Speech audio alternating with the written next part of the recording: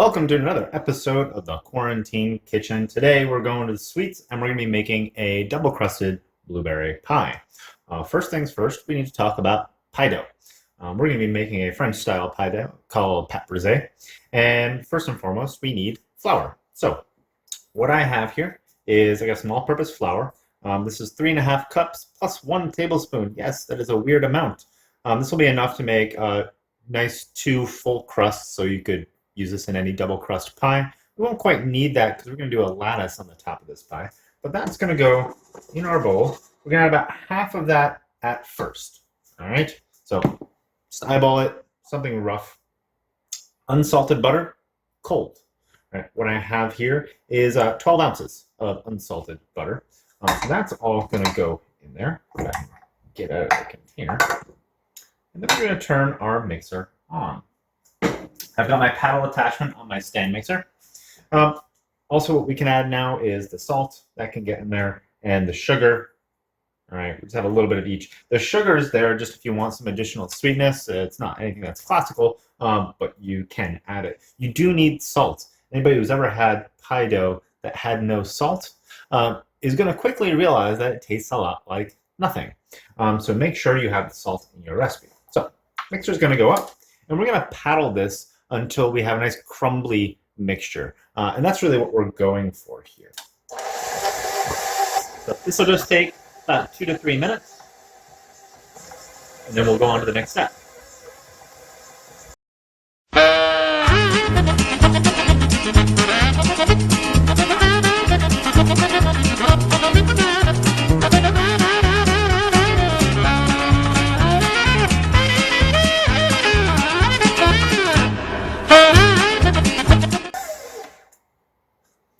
All right, from here, what we have is our butter is really melded with our flour. We don't have to worry about any really gluten development because our butter has pretty low water content. So you don't have to really worry so much about overmixing your dough. That's the nice thing about this technique.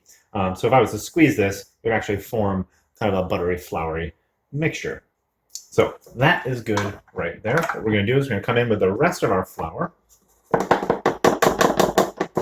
And then like any pie dough, the water is a little more flexible by how much we're really going to add. We have a 1/4 cup of ice cold water, right? No ice, but as cold as you can get it, plus 2 tablespoons. So we're going to add most of that. I'm going to reserve about a tablespoon. And we're going to start gently mixing that together. At this point, since we now have water, we have to worry about overmixing the dough. So nice and slow. If it looks a little on the dry side, I can go in with that additional last bit of water. But give it time.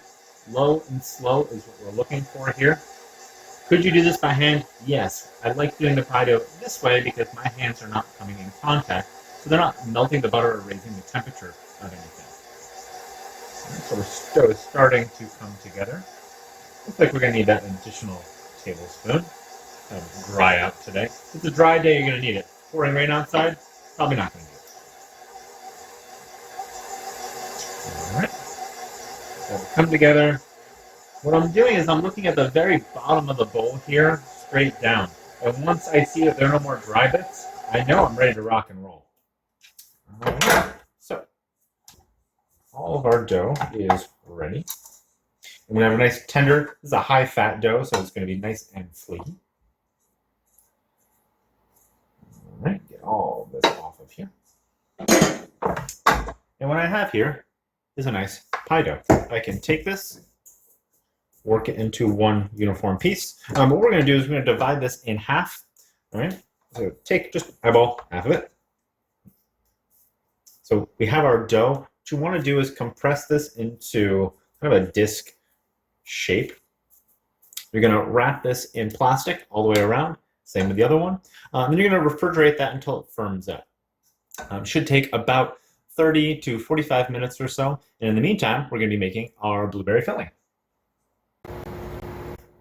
So to make your blueberry filling, we don't have to have a lot of any specialty ingredients. First thing is we have about 6 ounces of cold water. Cold doesn't matter too much, but we're going to add to the pot about half of that. So if you really want to measure, you can. 3 ounces in there. All right. Then we have a 1/4 cup of cornstarch. This is going to get mixed in with the rest of that water. Let's get a fork to mix that all up. So this is what we call making a slurry. All right, we'll make a non-Newtonian fluid. Fun stuff for all of you chemistry and physics or whatever this really falls under. I'm a pastry chef, so I don't really know. Just make sure this is really well incorporated. We're going to be adding that a little bit later. We have salt. All right, really just a pinch of salt, 1/4 teaspoon of cinnamon. Cinnamon is just there for some background flavor. You could have it in, you could have it not. It's kind of completely up to you. Sugar. It's going to go in. All right. And then we have the juice of half of a lemon. All right, this is going to help we retain some of the acidity of our blueberries as we cook them. So straight out of the garden. Just make sure you don't get any seeds in there. A little bit of pulp. Pull that out. Get it out of the way. All right, and we're going to add some heat to that. We want to bring that to a simmer. Our goal here is dissolve the sugar. So I'm going to turn the heat off. Give our starch mixture a quick stir again. And with the heat off, I'm going to mix this in. What's really important is to not do this on cranking heat. Otherwise, what's going to happen is you end up with this really stretchy, gelatinous kind of mess, which is not what we really want to go for. So we're going to add the heat, and then we're going to cook this just until it starts to thicken a little bit. Let's talk about our other ingredients. Last ingredient that will go in is I have a tablespoon of unsalted butter. It's the last thing that we're going to add. It's going to add some nice depth flavor, as well as a nice shine and good mouthfeel of our filling. Blueberries.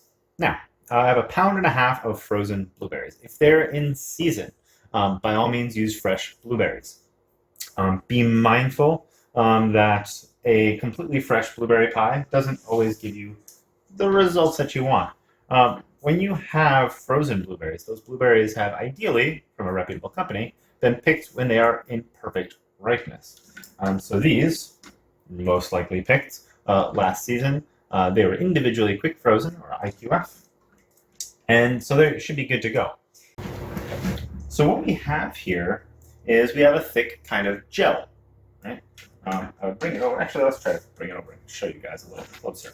All right, so it's a gel, all right, but it's not burnt or anything. Nothing's burnt on the bottom of my pot. So next, blueberries go in, all of them. Now this next step is going to take a little while, because fundamentally we need to defrost all those berries before we can do a lot with them. So what we're going to do here is I'm just going to first give them a quick little toss in that gel. That'll start defrosting them. And we want to be on medium-low heat with this next step. And what we're going to do is we're just going to bring this to a first bubble of a boil, and that's it. All right, so as you come up to a boil here, turn off your heat. So yeah, off. Your butter is going to go in. By the magic of TV, hey, the TV, that already happened, probably because I lost space on my phone. So you're going to add all that butter, have this bowl ready to rock and roll. Once that butter is fully incorporated, and be really gentle as you fold that in. You don't want to puree your blueberries. This is going to go into our pot. Sorry, our bowl. Make sure you get all of that juice out. Otherwise, your pie will not be full.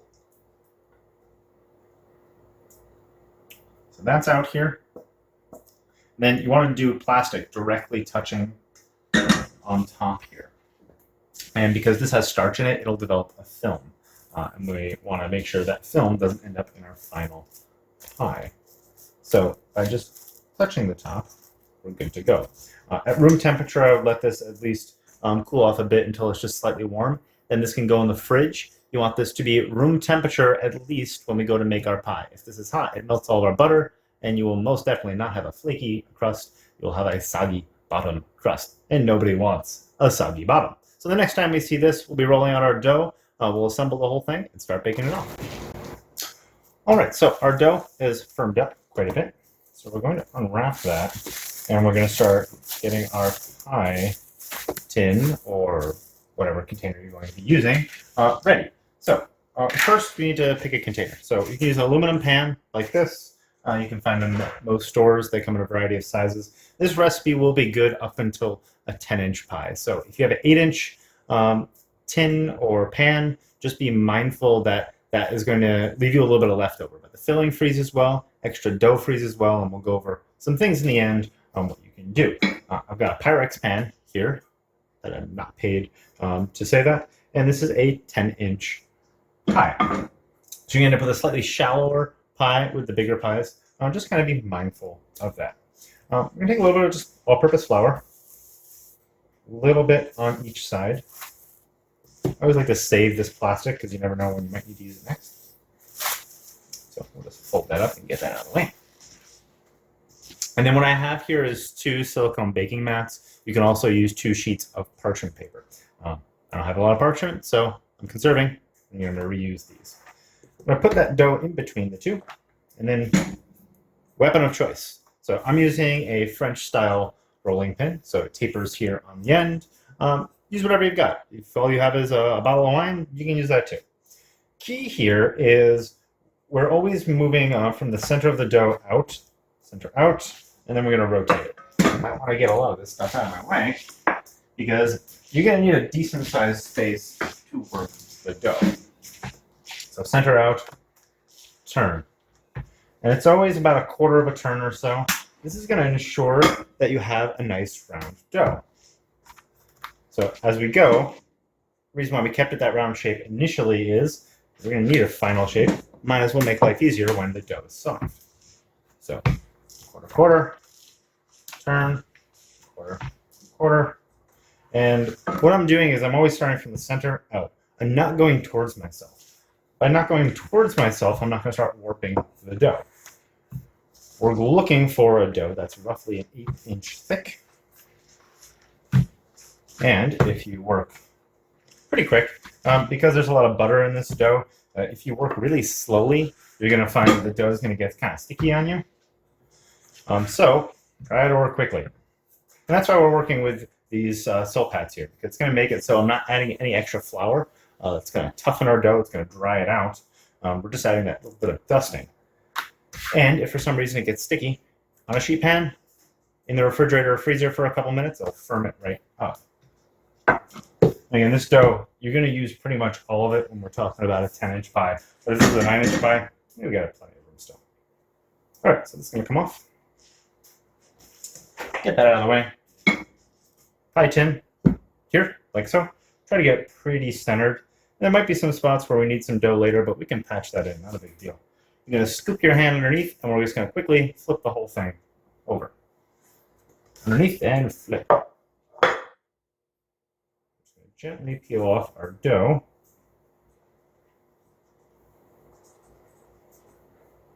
As best as possible. And you'll notice it's going to warm up pretty quick. So if your kitchen's a little on the warm side, you might want to chill the dough before doing this step. And we're going to lay the dough in until it goes down to that bottom edge, similar to like where you do a tart. If you don't, the weight of that filling is just going to crack open all of that. It's going to flood the bottom of your pie, and you're always going to have a soggy crust. Down in there, lay it in, laying it in. And then while we get the top crust ready, we're going to chill this to make life a little bit easier. So it's always working with as cold as dough as possible. Make sure nice even all the way around. I'm just gently pushing. Now all of this overhang, I'm not going to worry about that quite yet. I'm going to come back to this once we add our filling. So this is going to go in the fridge. I'm going to pull out my other dough. We have our other dough. And we're going to roll this one out as well. Now, you could take a ruler. You can cut this straight with a paring knife. That will work. Or you could use a fluted wheel. All right. So one of these, good for a lot of things in the kitchen. You can eyeball this if you're really feeling savvy about your cutting skills. Or what you can do is you can definitely use a ruler if you know you can A, draw in a straight line, or B, cut in a straight line, or make things nice and even. We're just going to trim off the end here.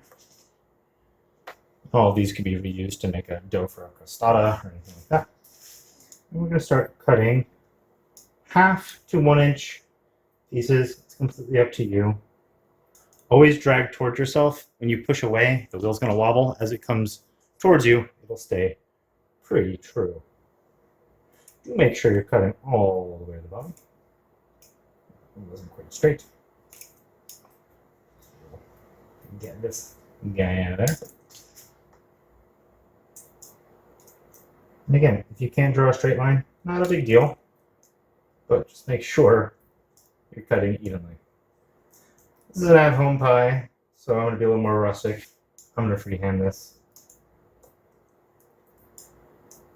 And from my cake decorating days, I can probably freehand a straight line pretty well. Get a little more wavy over here, but we'll straighten them out when we pull them off.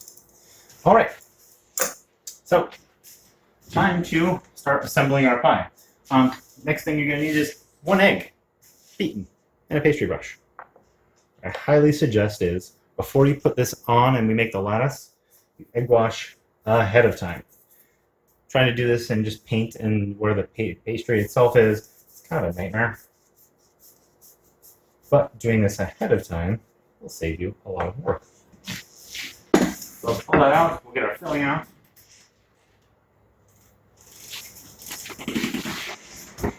We're going to egg wash the outer rim here.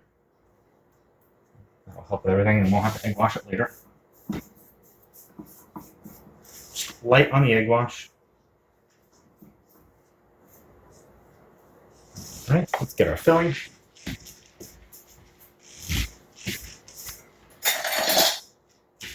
So our filling. Oh, we're going to go in there.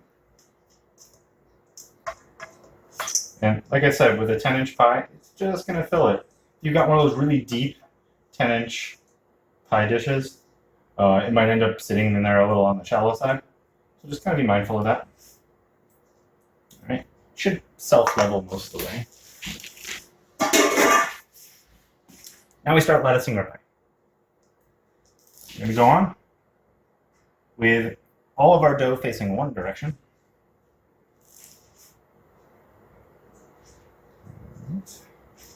And just make sure your spacing is nice and even. I like to start in the center and kind of do one on one side, one on the other. Ends here. Don't forget about the little details. Like so. Now, what we're going to do is we're going to alternate these. I'm going to pull this back onto itself, and be careful because we have a filling that is going to dye our dough. We got to make sure to really back it up onto itself. And then we're going to lay the other one right down, lay these back over. And now we have weaved our first layer of dough. Make sure you're doing this in a cool kitchen. Now we're going to come back in. The opposite ones are going to come over. This is a bit of a tedious process, and you're like, Jeff, I'm never going to do this. Well, you can just lay them one direction, lay the other ones bound on, it's no big deal. But if you want to get fancy, this is how you get fancy. You're going to follow this all the way through, do the whole pie. And I do suggest chilling your dough before, chill the whole thing, at least in the freezer for a couple minutes, before going into the baking step. All right, so we've latticed our whole pie. It looks great. What you're going to want to do is press all the way around the outer edge. And then everywhere that is more than, say, about an inch, we want to take that off. You can also use a pair of scissors. All right, kitchen shears. Just kind of go in, trim, so we don't have too much of a crust when we go to flute this. And if anywhere is a little shallow, you could give it a piece or so or two.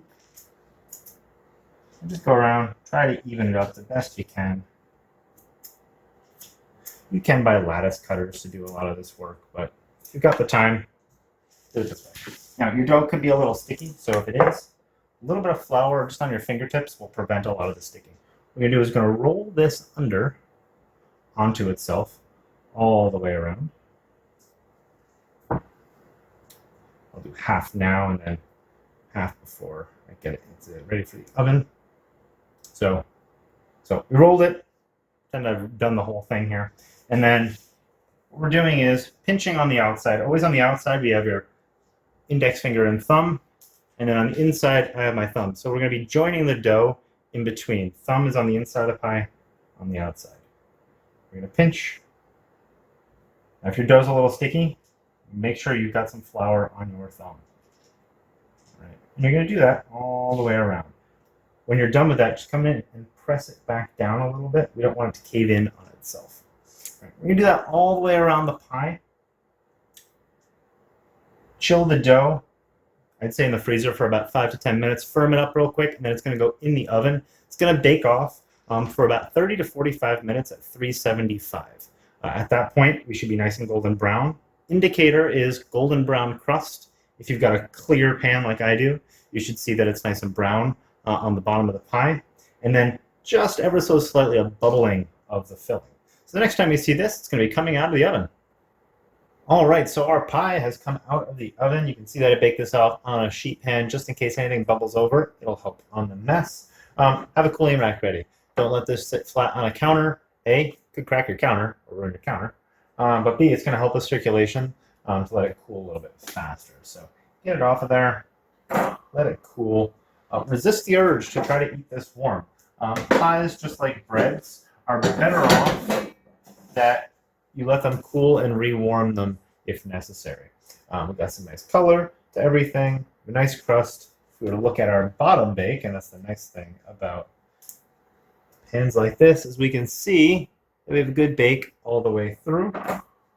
And we'll have a really nice pie, and then we'll finish up. We'll have a nice picture of a slice so you can see what this looks like sliced all the way through. Again, let it cool. Let it cool. Give it time. This recipe easily swapped out if you also want to do a cherry pie or really any frozen fruit will work in the same quantities. I wouldn't do things like mango because it'll kind of just puree as you're cooking, but berries will work just fine with this. If you do have any questions, hit me up on social media or shoot me an email and I will answer all of your questions. Happy baking, and this is just another episode of Quarantine Kitchen.